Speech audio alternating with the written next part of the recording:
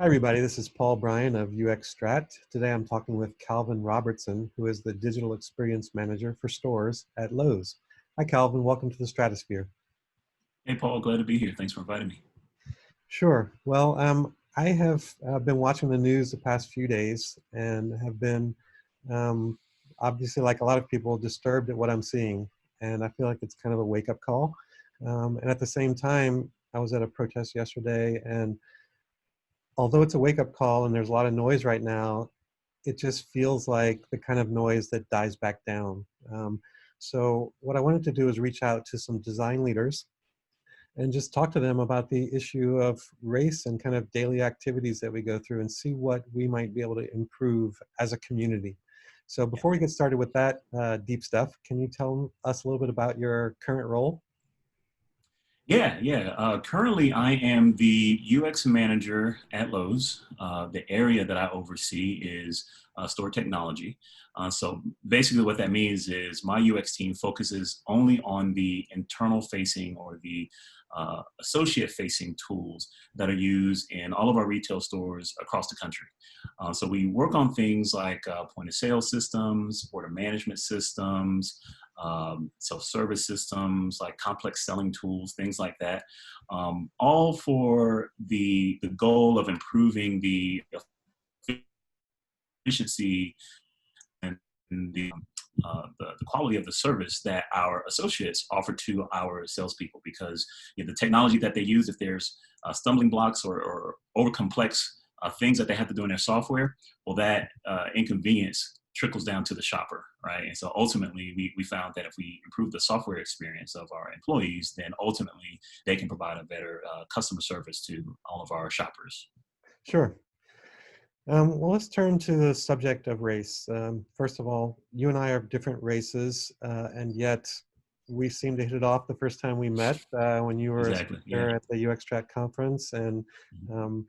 what is it that you feel like might be at the root of all the problems that we're seeing right now? If you and Mhm. I can just get along from the very beginning, what's wrong? What's the matter out Yeah.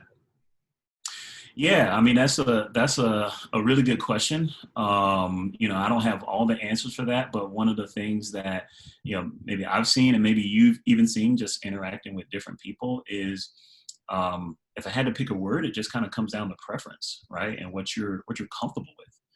And for a lot of people, it's really easy to say, well, I'm more comfortable uh, interacting or engaging with certain sets of people, and I'm not so comfortable interacting with another set of people. And what happens in situations like what happened last week, that preference or that comfort level, it gets stressed, or you start to call it out, and you start to do things that are outside of the norm because you're put into a certain situation. But kind of the root of it is you just have certain preferences, or worse, you just don't have exposure. You don't have exposure to different situations or diverse situations. And then again, once you're put into this awkward situation and you don't have anything inside of you to pull from, who knows what type of emotion or words or feelings that you'll have as a result of that. But I know that's an oversimplification of it, but no, not um, really. but that's kind of what it is, or how I see it. That makes a lot of sense to me. I think I mentioned to you earlier that my kids went to predominantly African American schools their entire school career, and they're very comfortable with people of all different races. It's just how they grew up. But all the attention is being put on people with lots of hatred. But Yeah. really, what I hear you saying is that's not maybe the core of change. The core of change is who you go to lunch with, or who you have meetings with, Hmm. or who Yeah. you're inviting to that place with yourself.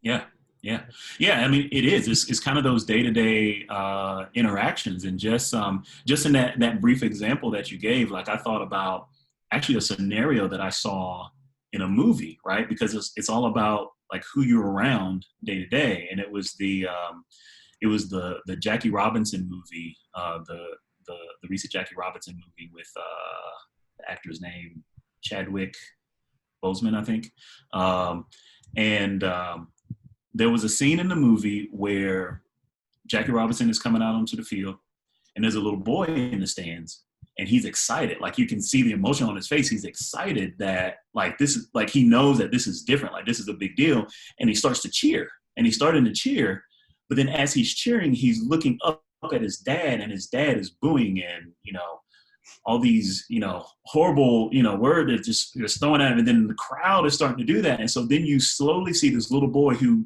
like just childlike excitement is excited, and then all of a sudden his authority figure is doing the opposite. So now he has a decision to make, and he's like, oh, I must be doing the wrong thing, and then begins to boo and hiss like his dad, right?